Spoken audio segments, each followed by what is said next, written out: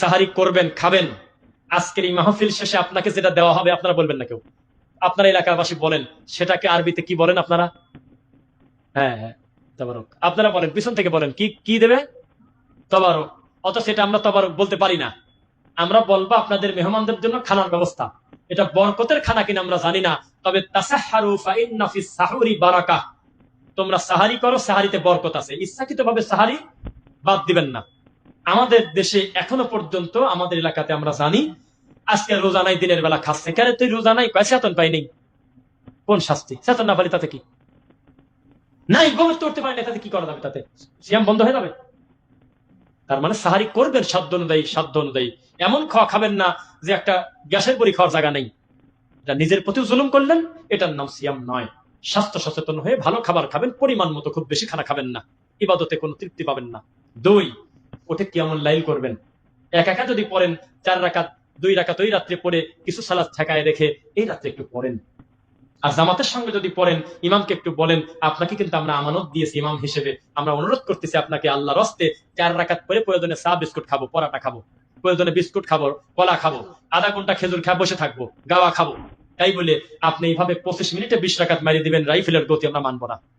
আপনাকে আমরা ভালোবাসি, আপনি আমাদের 4 রাকাত পড়ান, 12 রাকাত পড়ান। নফল সালাতে এই রাকাত নিয়ে মারামারি করবো না, তবে একটু ধীরে স্থির ভাবে আপনি কিরাত গুলো পড়বেন, যেভাবে এশার সালাতে পড়েন, ভেতরে পড়েন। তারাবি মানে তাড়াতাড়ি আমাদের দেশে আয়সা বিপদ শেষ করো। আর তারাবির 4 রাকাত পর পর একটা দোয়া ডেলিভারি হয়েছে আমাদের দেশে, জানেন নাকি?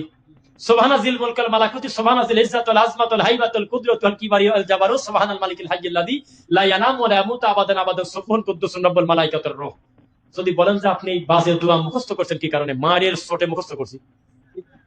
মক্তবে পর অবস্থায় এই দোয়া পড়তে যায়, এক একটা বাড়ির ওজন ছিল প্রায় আধা দাগ। আপনি কি বলেন? বলবো মানে? এই সমস্ত জিনিস আমাদের প্রেশার ক্রিয়েট করে করে শিখাইছে। আল্লাহ ক্ষমা করুন, এর কোনো ভিত্তি নাই। আর একটা মুনাজাত আল অ্যালার্জি আছে, সেটা কি? টাইম যেহেতু কম, আল্লাহুম্মা আমিন বলে এভাবে একটা সুলকায় হাত পাতে এরকম করে, আর তখন বলে যে আল্লাহুম্মা ইন্না নাসআলুকা জান্নাতান নাউযু বিকা মিনান নার, ইয়া খালিকাল জান্নাতান নার বিরহমাতিকা আসিস আসিস আসিস, কারিমু কারিমু গাফির। তারপর শেষ করে দিচ্ছে মুজির মুজির মুজির বিরহমাতিকা আরহামার রাহিমিন। এগুলো যিনি প্রতিষ্ঠাতা প্রিন্সিপাল, তার নাম শয়তান। এগুলো তিনি আল্লাহ আমাদের বলেন নাই, রাসূল আমাদেরকে বলেন নাই। শয়তান থেকে আমরা এগুলো পেয়েছি। মাসনুন জিকির আছে, দোয়া আছে, তাসবিহ আছে, ইখলাস আছে, ফালাক আছে, আয়াতুল কুরসি আছে, নাস আছে, সূরা বাকারা শেষ 2 আয়াত, সূরা মুলক আছে, কত আমল আছে। কে কার কথা শুনে? আমরা এই ভুলগুলো করবো না, মনে থাকবে ইনশাআল্লাহ। এরপরে রুকু সিজদা আমরা আল্লাহকে দিচ্ছি, এটা আমরা আমাদেরকে মনে রাখতে হবে। কেবল এশার সালাতে যে ইমাম 12 মিনিটে 4 রাকাত পড়ালো, সেই একই ইমাম কিন্তু এখানে 10 রাকাত পড়তেছে 12 মিনিটে। তার মানে বুঝতে হবে যে আমাদের সাথে দুর্নীতি করা হচ্ছে।